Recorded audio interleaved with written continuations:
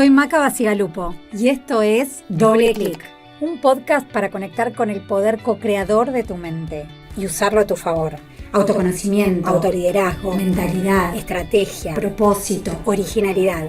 Doble Clic es un espacio de búsqueda para profesionales inquietos que quieren evolucionar a su próximo paradigma. Bienvenidos. ¿Existe la suerte? A mí me gusta pensar que si la suerte es estar en el lugar correcto, en el momento indicado, tenemos mucho protagonismo en cómo ser parte de esa suerte. Cuando hablamos de vida profesional y tratamos de diseñar una estrategia profesional, es súper importante tener en cuenta el futuro para justamente que ese futuro nos agarre en el lugar correcto en el momento indicado. Así que un poco la invitación del episodio de hoy es a reflexionar sobre nuestro poder a la hora de co-crear ese futuro que queremos. Y lo vamos a hacer conversando con Agustina Paz. Agustina es consultora, es emprendedora, es profesora de la Universidad de San Andrés y también es embajadora global de Singularity.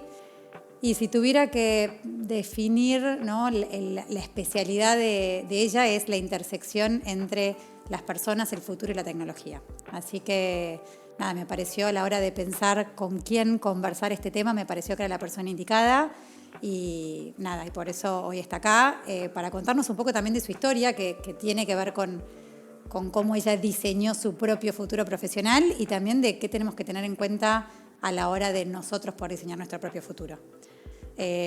Gracias, Agus, por estar acá, por venir, por acercarte al estudio, por darnos un poco de tu tiempo y bueno, y por compartir, ¿no?, lo que nos vas a compartir hoy en este espacio. Bueno, gracias, Maca, antes que nada por la invitación, será un gusto. Bueno, Agus, a mí yo trato de arrancar siempre, ¿no?, como este es un podcast de conciencia profesional, entonces dándole un poquito de conciencia a lo que hacemos. ¿Por qué vos haces lo que haces? Me encanta lo que hago, primero que nada, me apasiona, me levanto todos los días contenta de lo que tengo que hacer. No existe el lunes para mí y para mí uno de los propósitos, si no es el único o el más importante, es crear una comunidad en Latinoamérica de jóvenes profesionales, joven de espíritu, no importa la edad, que quieran trabajar en futuros mejores para todos. Buenísimo, buenísimo. Me encantó la comunidad, me encantó Latinoamérica y me encantó la actitud joven, ¿no? Que creo que en el fondo hacia eso vamos, ¿no? O hacia eso deberíamos ir. Agus, ¿en qué momento, o sea, cómo construiste vos este camino? O sea, ¿cómo es que hoy estás trabajando en este propósito que te encanta? Primero que nada, una de las cosas que también hablo un montón inclusive con los jóvenes, con chicos de 5º año de colegio, que me tocó muchas veces interactuar con ellos, o 4º año, que están diseñando hacia dónde tienen que ir o qué carrera tienen que estudiar, están más asustados que incluso que nosotros en su momento, porque ahora viene la exponencialidad y todo lo que no sabemos que va a pasar para adelante mucho más rápido, el desafío de acomodarte a algo que no sabes qué es. Y es un camino, digamos, la construcción es un camino en donde no es lineal, en donde lo importante es ir aprendiendo y equivocándose en el camino. A mí, si me decís que vas a estudiar 3 carreras antes de elegir una, e inclusive quizás no te recibas, si sos hijo mío vas a tener alguna conversación complicada al respecto como madre, pero en realidad lo más importante es el camino y la construcción de conocimiento y de aprendizajes que vas teniendo a medida que vas desarrollándote. Entendiendo que ya no existe más una carrera que sea la definitiva y que vamos a que probablemente cambiar más de una vez muchos de nosotros hacia dónde vamos y hacia dónde va el mundo incluso. Entonces estar preparados para eso, y eso es lo que me pasó a mí. Yo empecé estudiando Derecho, después Publicidad, después terminé licenciada de Administración de Recursos Humanos porque de algo me tenía que recibir, ya trabajaba, me iba bien y trabajé en una empresa de tecnología. Entonces el conectar desde muy chica con una empresa de tecnología tantos años, que era una empresa de vanguardia, que era la que conectaba las redes antes de que hubiera internet, teníamos redes, que eran Nobel, eran las redes, entonces estaba en una empresa de vanguardia que te enseñaba y te mostraba y trabajábamos en lo último antes de que llegase al público. Y yo trabajaba en el área de ventas comercial y terminé en recursos humanos como coordinadora y después como gerente de Cono Sur de de la TAM, digamos, de tecnología y personas. Y ahí empezó un camino que se fue desarrollando a lo largo del tiempo, con distintas aristas y distintas vueltas, pero un poco de ahí viene cómo empecé. No empecé planeado, empecé dejándome llevar también por las cosas que me iban pasando. Como explorando de alguna forma, ¿no? Siempre. Qué bueno, me parece que está buenísimo esto, ¿no? De poder hablar del futuro del profesional como algo que no está tatuado, grabado en piedra, digamos, ¿no? Como que no es que la decisión profesional por ahí que uno toma a los 18 marca el camino sí o sí, sino que siempre hay posibilidades de ir ajustando ese camino e ir llevándolo en la dirección de lo que nos interesa, lo que nos hace sentido, lo que nos mueve, ¿no? Lo que vemos que es valioso. Así que me parece que está bueno como el ejemplo concreto, ¿no? O sea, sí, de 1000 carreras y caminos diferentes que se fueron alineando hacia un lugar. ¿Y cómo llegaste a Singularity y al futuro, a esta conexión con el futuro y con esta intersección entre las personas, la tecnología y el futuro? Bueno, por un lado, lo primero que voy a contarte es que antes, para llegar a Singularity, tuve que ser emprendedora. ¿Y cómo empezás a emprender después de trabajar en una multinacional, que le iba bárbaro, que estaba todo bien? Es porque tuve primer hijo. Hijo 1, Nicolás, marca un cambio total en lo que yo me di cuenta que era mi diseño de vida, porque yo quería estar con él. Y si quería estar con Nicolás, no podía trabajar y hacer la carrera corporativa que estaba haciendo. Yo me encontré con ese desafío, no es que todo el mundo le vaya a pasar lo mismo, y tuve la suerte de tener, se dieron todas las condiciones para que yo me animase a emprender. Sí, no estaba sola, tenía ayuda y de alguna manera me animé a emprender. Me animé a emprender porque ser madre terminó siendo algo mucho más importante en ese momento que todo lo demás. Pero yo no quería ser solo madre, yo quería dedicarme a lo que me gusta, que es la tecnología y las personas. Entonces ahí empecé ese camino de emprender, estuve 10 años en una consultora que empezamos a crecer y cada vez yo iba atrás de la consultora porque iba creciendo y entonces nació ese hijo 2, Facundo, y seguíamos trabajando y cada vez ya tenía una socia y después teníamos a otras personas que trabajaban en el equipo y empezamos a crecer cada vez más. Entonces eso es lo primero. Después en un momento hice un salto a lo público porque quise que tenía la necesidad de que quedase algo más. Entonces pensé, si estoy siempre afuera de lo que pasa en el gobierno y yo no me involucro, siempre voy a pensar que ellos son un desastre y que nosotros somos los buenos y cómo hacemos. Entonces ahí me metí en el mundo de Esteban Bullrich, que es un mundo diferente, no necesariamente es igual que el de todos los políticos del mundo, sin embargo hay un común denominador en todos ellos. Después me di cuenta que no soy un bicho político porque digo mucho las cosas como las pienso y tal como las digo, con mi pasión, con mi fuego, pero no necesariamente eso es bien visto y de la manera en que lo hago.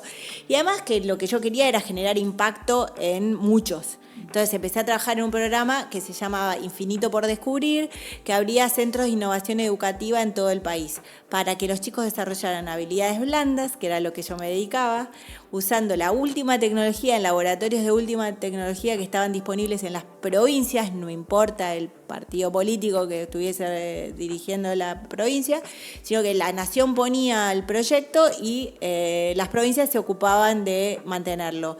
Y preparábamos a profesionales de cada lugar para que se mantuviese esa capacidad instalada, que los chicos desarrollaran habilidades. A mí me empieza a copar, porque eso fue espectacular. Se nota, sí, o sea, sí. como que...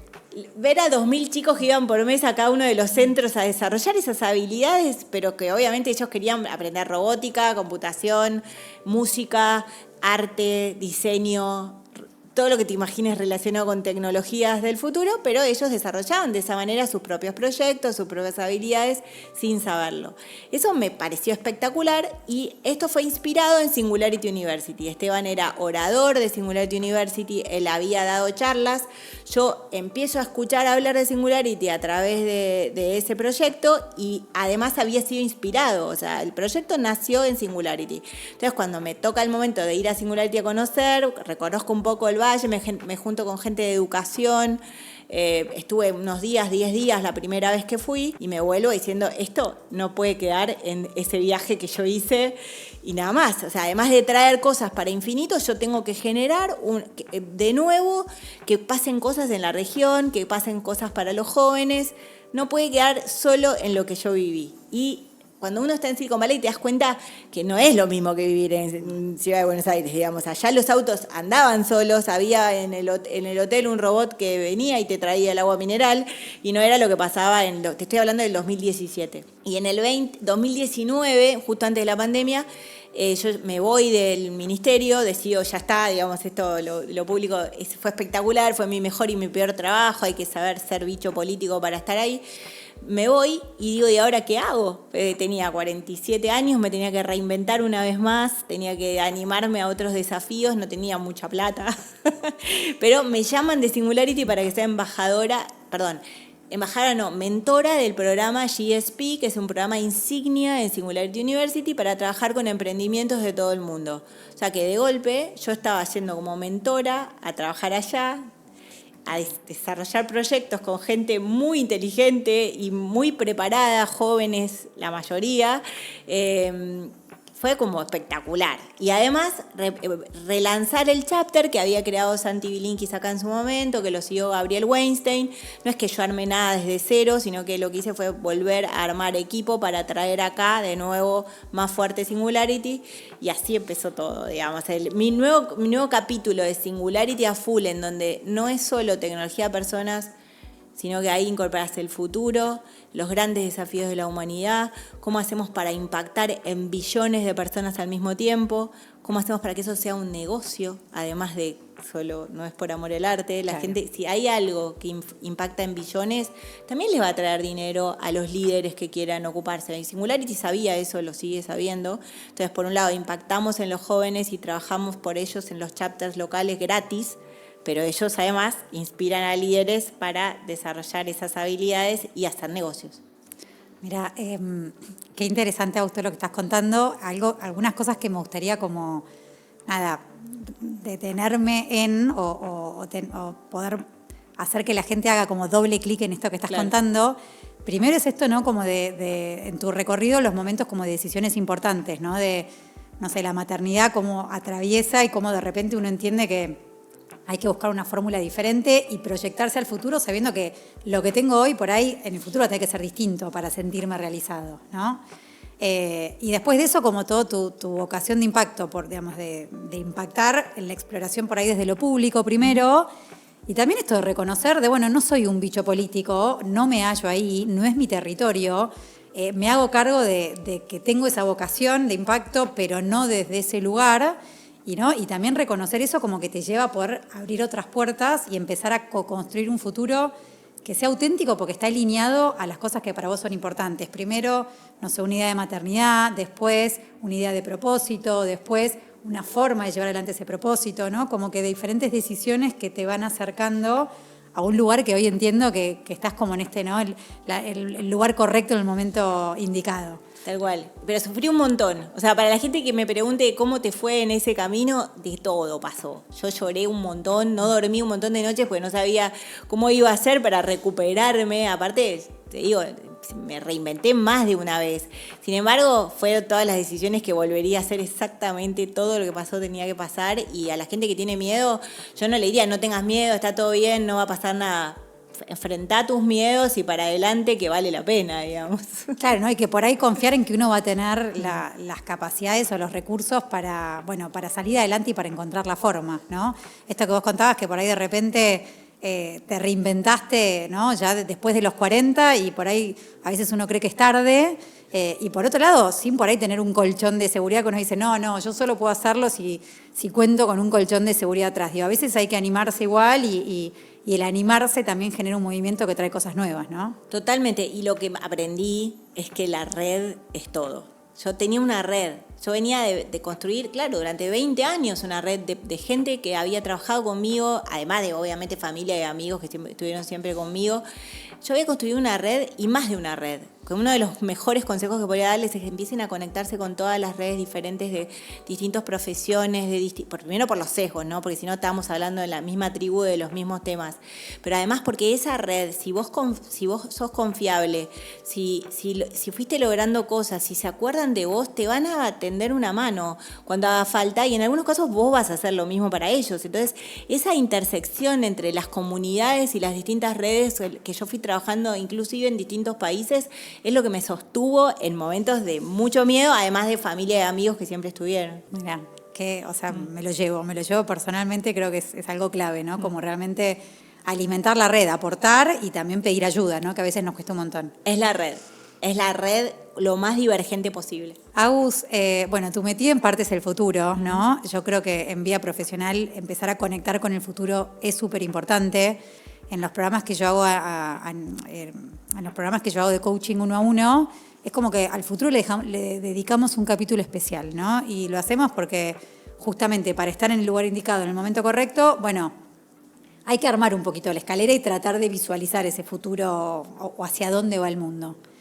Y bueno, me parece súper importante entender qué es el futuro para vos, ¿no? Porque lo que le pasa a los coaches es que en general el futuro genera miedo, genera terror, ¿no? Como que es incierto, es impredecible y todo eso paraliza. Entonces, yo creo que vos tenés una visión distinta en ese sentido del futuro y me encantaría poder encontrar la forma de resignificarlo. Primero que nada, el futuro para mí no existe, sino que lo vamos construyendo. O sea que el futuro no existe hoy, sino que va a depender de un montón de decisiones que vayamos tomando lo que va a pasar para adelante. Entonces a mí me gusta mucho pensar en el futuro como muchos futuros, un diseño de futuros, y ahí empiezo en plural.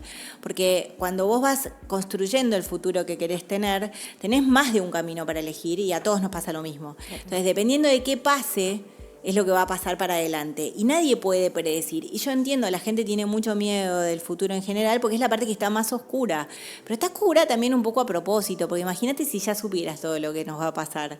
Pero a pesar de eso, nuestro cerebro, que está acostumbrado y tenemos áreas del cerebro ya programadas desde que corríamos para que no nos coma el león, que nos dicen que la incertidumbre no está buena y que cuanto más datos tengamos más concretos y palpables, mejor.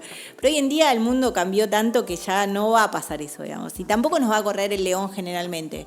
Sin embargo, nuestro cerebro va a seguir funcionando así, que es el pensamiento lineal, y después tenemos el pensamiento de futuros o el mindset exponencial, que es una manera de encarar lo que viene para adelante diferente. En mi caso, además, soy optimista, no ingenua, entendiendo que pueden pasar de todo, pero va a depender un poco de qué lugar te pones vos, si quieres ser protagonista de aquello que quieras crear o solo quedarte espectadora a ver qué hicieron otros.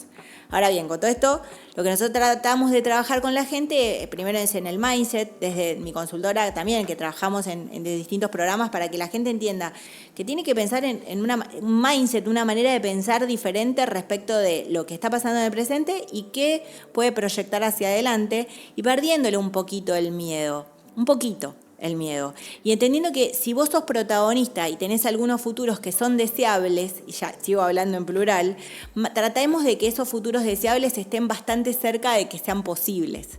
Pues están los plausibles, que sería que de golpe vengan extraterrestres, pero si me pongo a laburar sobre eso, es demasiado lejano.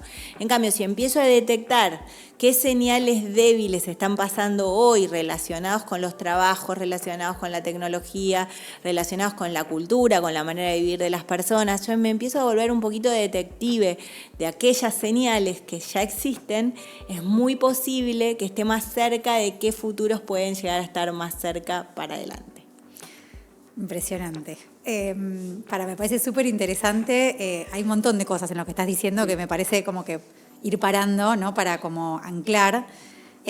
Lo primero es esto de la actitud frente al futuro, ¿no? Digo, como sentirnos protagonistas de ese futuro que viene, o sea, elegir hacernos cargo de eso a pesar de que nos dé miedo. Pero después esto de la mentalidad lineal y la mentalidad exponencial, ¿no? Esto de por ahí no es un futuro, sino que son varios futuros. ¿Qué es? Si vos tuvieras que, ¿no?, explicar concretamente la principal diferencia entre la mentalidad lineal de un futuro y la mentalidad exponencial de varios futuros.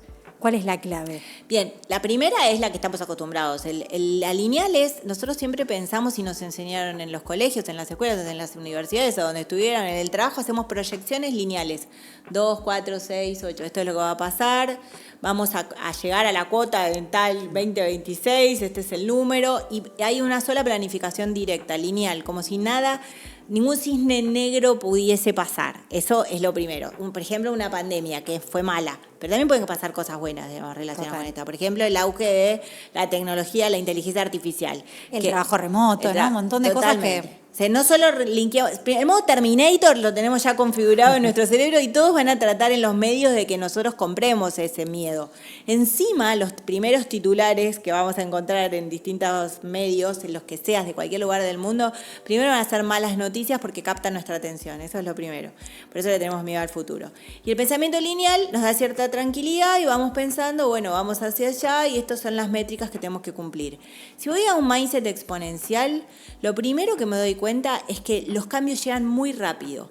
Y cuando estamos frente a algo que sea exponencial, desde una pandemia, o sea, desde un virus hasta una tecnología, de 0 a 100 pasa en 2 segundos. Entonces ya los tiempos lineales, 2, 4, 6, no sirven, sino que empiezo a duplicar. Eso, perdón que te interrumpa ahí, pero como un ejemplo muy concreto que se me viene a la cabeza es ChatGPT, ¿no? Que de repente en unos meses tenía un índice de usabilidad altísimo porque la gente hoy estaba a un clic de distancia de poder probarlo, ¿no? Exacto. O sea, la tecnología exponencial es una que pega saltos abruptos, que en realidad vienen pasando.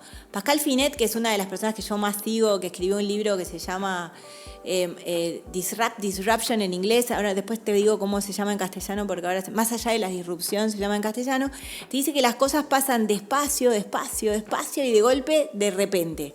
Eso es una construcción exponencial. Es como el auge de cuando apareció el primer teléfono celular, el iPhone, que le ganó a todos los otros teléfonos, porque no era un teléfono. En realidad era un aparato que ahora seguimos diciendo en el teléfono, pero que tenía un montón de cosas adentro que había pegado un salto exponencial en todo lo demás. Y si te tuviera que dar una metáfora, imagínate que estás en un estadio de fútbol y vas llenando a una gota de agua cada 10 minutos. Una gota va entrando. A los 20 minutos vas a tener 2 gotas. A los 30 minutos vas a tener 3 gotas. Y las primeras veces que vas a mirar tu estadio va a estar vacío. Ahora, a las 2 horas el estadio va a estar súper cargado y probablemente, no te hice el cálculo exacto y depende del tamaño del estadio, pero en un momento vas a salir, si seguís creciendo, duplicando el primer número, la primera gota, vas a tener que salir nadando de ahí porque el estadio se llenó de agua hasta arriba. Eso es el mindset exponencial. Nuestro cerebro no capta que la primera gota no importa, porque la segunda es lo que duplicó a los 30 segundos tengo la cuarta gota, después la octava, después la número 16, pero nunca me doy cuenta de que lo exponencial se va a inundar en poco tiempo un estadio de fútbol. Y esto es como bien claro, digamos, en cuanto a la exponencialidad. Nuestro cerebro piensa lineal y los cambios que están viniendo son exponenciales. Ahora, si yo sé eso, lo que también tengo que saber a partir de ahora es que tengo que estar preparado y listo para las disrupciones, sin estar seguros que van a pasar, que son esas señales débiles. Porque si ya es tendencia y todo el mundo está hablando de eso, ya no es una señal débil. Entonces ya, bueno, ya está en el modo exponencial, que es lo que nos pasa, por ejemplo, con inteligencia artificial. Agus, si tuviéramos que ir a este concepto de señales débiles, que me encanta, ¿no? Que es como esa primer gotita que cae en el estadio. ¿Cuáles son para vos hoy señales débiles que pueden agarrar esta mentalidad exponencial?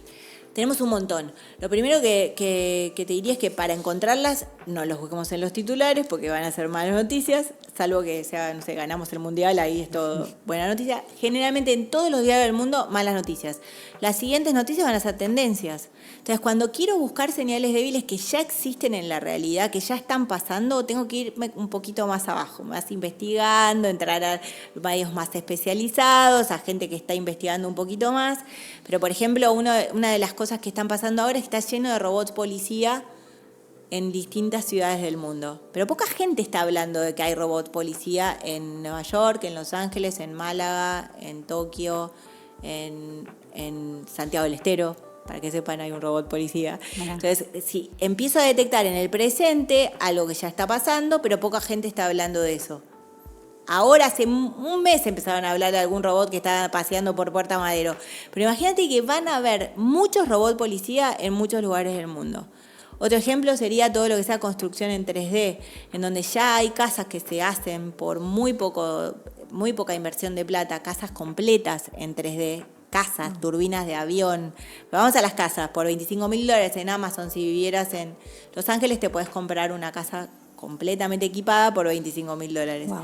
Para nosotros $25.000 sigue siendo plata, pero lo que digo es, empieza a pasar algo que es una señal de una tecnología que está la biotecnología es otra, ahora te voy a dar otro ejemplo, pero son señales que ya están pasando hoy que al principio nos parece que son muy caras, no son accesibles y casi nadie habla de esas. Otro ejemplo son las hamburguesas que se crean con carne de células animales replicadas en un laboratorio.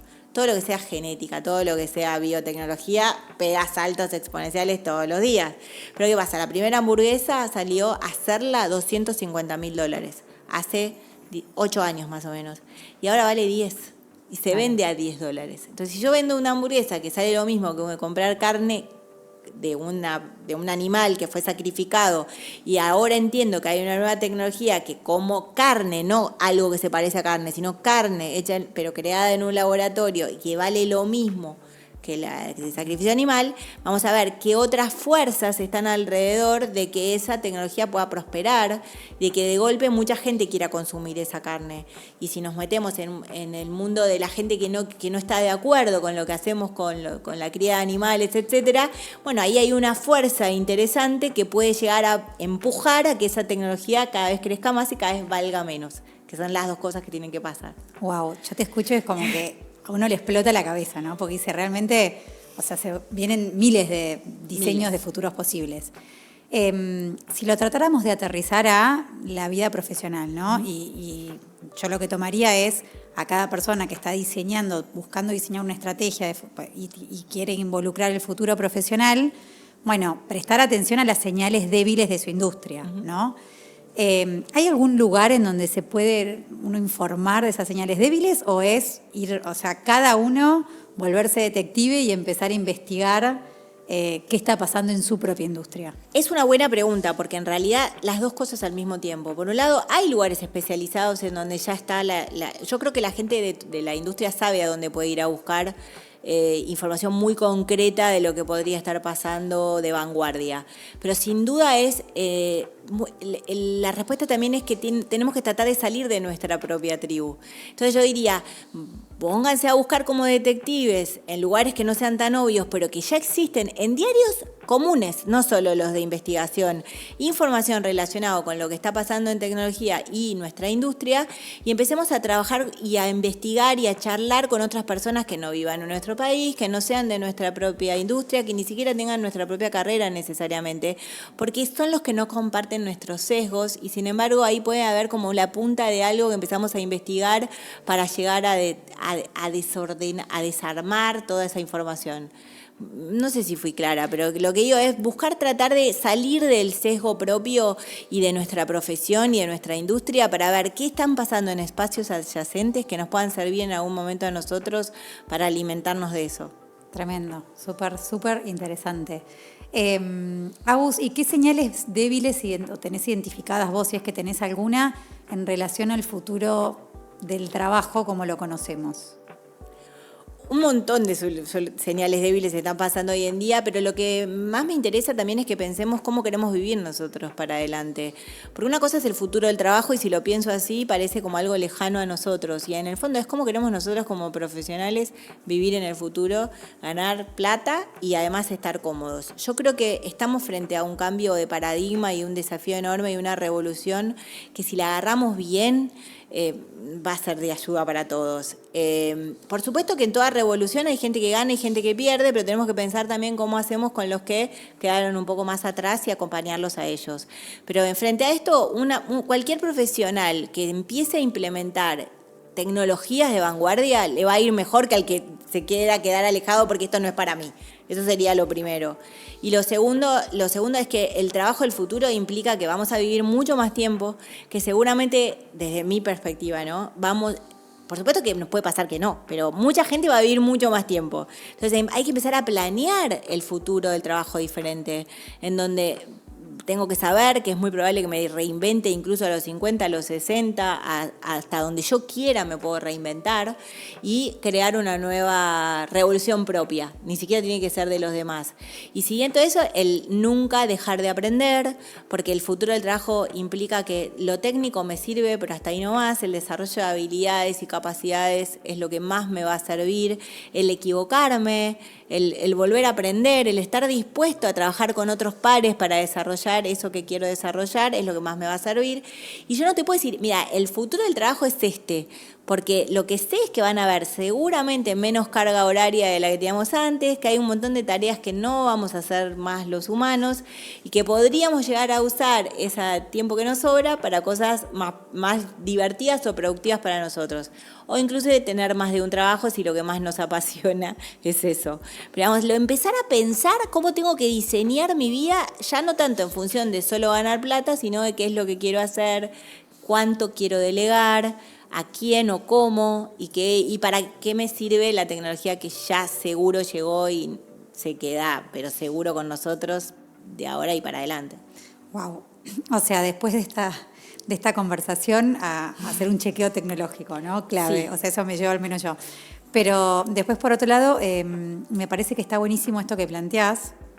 Hay un montón de cosas, ¿no? Pero es verdad que, digamos, que ya hay que pensar que vamos a vivir más y que seguramente vamos a trabajar muchos años más. Y esto de que la carrera no lineal también es esto de, bueno, por ahí nos vamos a reinventar a los 30, a los 40, a los 60, a los 80, ¿no?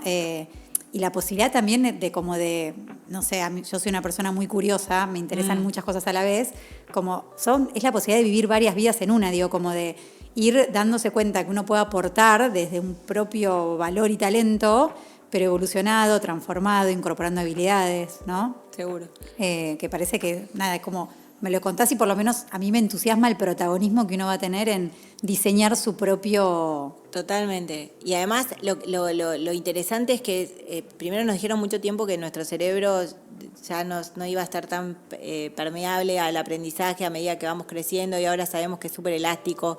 Obviamente los chicos tienen un cerebro que es elasticidad pura porque todo es aprendizaje y están incorporando nuevos contenidos. Nosotros tenemos la ventaja de que podemos crear con habilidades que ya teníamos, usarlas para algo diferente, o sea que no necesitamos aprender todo desde cero, ya sabemos leer, ya sabemos escribir, ya sabemos tenemos un montón de información y experiencia laboral. Entonces lo que tenemos que hacer es trabajar sobre qué capacidades como la empatía, el pensamiento crítico, la creatividad y la curiosidad son fundamentales para que podamos construir eso que queremos hacer para adelante y para darle un poco el miedo también a eso, ¿no? La curiosidad es una de las herramientas y de las capacidades más importantes que tenemos los humanos para seguir vigentes.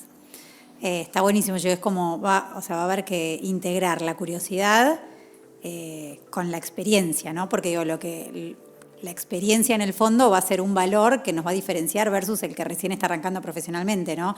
Todo lo que tiene que ver con el seniority, por decirlo de alguna forma, el haber estado experimentando diferentes situaciones, diferentes momentos, tomando determinadas decisiones, gestionando gente, ¿no? Como que todo eso de alguna forma deberíamos encontrar la forma de reinventarlo con nuevas capacidades para que nos lleve a lugares nuevos, con propuestas de valor únicas, ¿no? de cada uno. Totalmente. Eso es el seniority para mí. Es después poder mentorear además a otros para ayudarlos en ese camino. Pero nuestras capacidades ya están súper evolucionadas en ese sentido. Otras, por ahí tenemos vicios que tenemos que dejar de tener, en cuanto a lo laboral me refiero, ¿no? A eso de que hay gente que le gusta más el statu quo, quedarse en lo conocido, casi que es una propuesta que ya no va a ser muy, muy posible. Entonces, si empiezo a acostumbrarme a la idea de que el mundo va a cambiar y que mis capacidades pueden estar a la edad que tenga listas para ser desarrolladas de nuevo, para mí es espectacular. No solo eso, sino que quiero ver qué pasa, digamos, con el futuro de todo. De hecho, hay una palabra que se usa un montón, una habilidad que en realidad viene de la biología, que se la roba Fer Cerboni, que es profesor de San Andrés, que habla de exaptación, que es que los dinosaurios que sobrevivieron exaptaron. Y exaptar quiere decir que están usando una habilidad que les sirvió en algún momento para reproducirse, porque por los plumajes, son los pájaros, ¿no? De los que voy a hablar. Mirá. Los pájaros en su momento eran mucho más grandes y eran dinosaurios antiguos. Ahora se sabe que los dinosaurios de antes, algunos estaban rodeados de plumaje con colores llamativos para atraer a su pareja para aparearse, digamos, y tener crías. Y también para protegerse del frío. Ahora, ¿cuáles son los dinosaurios que sobrevivieron? Los que pudieron ser, claramente se tuvieron que volver cada vez más chiquitos, más livianos, tener una estructura ósea diferente y empezaron a volar. Obviamente esto pasó en miles de millones de años, o sea, no pasa de golpe, exaptar. Pero voy a tratar de usar eso como una analogía de cómo las personas en mucho menos tiempo podemos usar aquellas habilidades que aprendimos para los trabajos que ya sabíamos hacer, pero las empezamos a usar para algo diferente.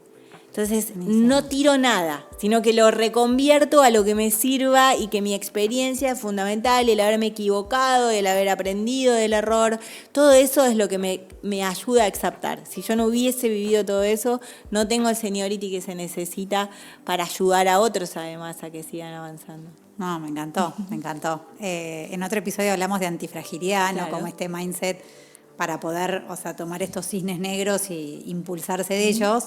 Y me parece que, ¿no? Que es como, va mucho en esa línea de decir, bueno, tengo la capacidad de adaptarme capitalizando sobre todo lo que ya traigo, ¿no? Que me parece que es súper potente. Sin duda, incluso la posibilidad de romperme si necesito, en desarmarme, para no decir romper, quizás que por ahí está mal comprendido, pero sí desarmarme para volverme a armar, reconfigurar algo, digamos, porque si está demasiado armado y sólido, por más que sea resiliente, no se pudo cambiar de estado. Acá en antifragilidad estamos hablando de que no la vas a pasar tan bien siempre en el camino, no, pero seguro que después vas a darte cuenta de que era lo que tenías que hacer. Buenísimo, súper interesante todo. Si tuvieras que darle un consejo a personas que están justo en un momento en el que se están replanteando su presente y a partir del presente les aparece el futuro, ¿qué les dirías? Que se animen, que yo entiendo que está cada vez más el tema de que hay muchas personas que nos estamos preguntando qué es lo que queremos hacer para adelante y que hay muchos caminos posibles. Entonces, que se animen a probar, que sigan con el modo aprendiz. El modo aprendiz no debería cambiar nunca. Todos tenemos que, en vez de pensar yo lo sé todo, es al revés. ¿Qué puedo aprender nuevo? El aprendizaje de pares es fundamental. Yo siempre soy parte de grupos donde estoy aprendiendo de otros y que me ayudan a mí aprender. En San Andrés tenemos programas de aprendizaje de pares porque nos dimos cuenta que hay gente que necesita no la opinión ni el consejo, sino la experiencia de otros y nutrirse de esa información. Y que también estén buscando programas que ayudan a las personas, programas, mentoreos, lo que sea, que ayuden a las personas a conectarse con su propósito, con eso ese ruido que les está haciendo en el estómago, que estoy segura, porque yo estuve en ese lugar que está lleno de niebla, que no está claro, pero que lo importante es que está bien que haya niebla, porque la niebla no me permite ver, pero hay señales, hay algunas cositas que están pasando, me empiezo a volver detective, uso la curiosidad y mis ganas de investigar para ver qué está viniendo para adelante y confío mucho en mi cerebro estomacal, digamos, o sea, no solo en lo racional, sino en lo que me van diciendo las emociones, porque muchas veces, hasta ahora, pensamos que eso es lo que piensan las computadoras, si es que piensan, es que solo los datos son suficientes. Y para mí las opiniones tienen un peso muy, muy fuerte cuando tenemos que diseñar nuestro futuro. Entonces, construir redes fuertes, con lazos débiles, no solo fuertes, redes fuertes de lazos débiles de distintos lugares, y esto de animarse a probar. Buenísimo, buenísimo. O sea, yo me voy energizada, entusiasmada. Espero que los que nos están escuchando también. Vamos a cerrar hoy porque, bueno, seguiríamos hablando un montón, pero yo trato para mí es súper valioso el tiempo y cuidar el tiempo también de los que nos están escuchando, el tuyo, el mío y el de todos. Así que nada, gracias de nuevo, gracias a todos los que se quedaron de aquel lado escuchando. Espero que te vayas pensando, que te vayas conectado con el futuro, con esta posibilidad de ser protagonista de tu propio futuro y de ser detective de hacia dónde van las cosas para empezar a diseñar un camino que tenga propósito, que tenga impacto y que tenga que ver con ese lugar al que vos querés ir. Gracias de nuevo y nos vemos en el próximo episodio.